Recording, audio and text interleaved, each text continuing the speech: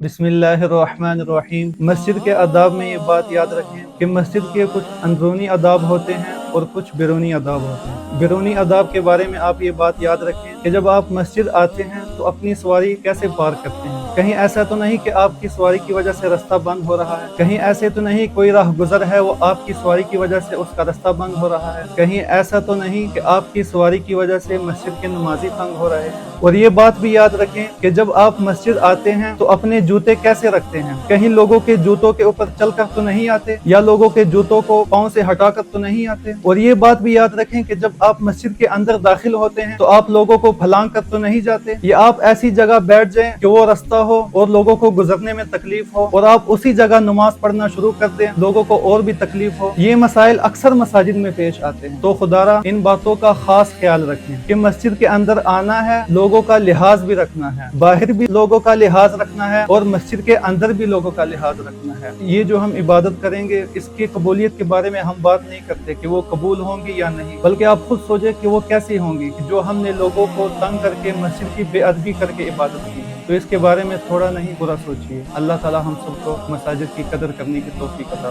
फरमाए।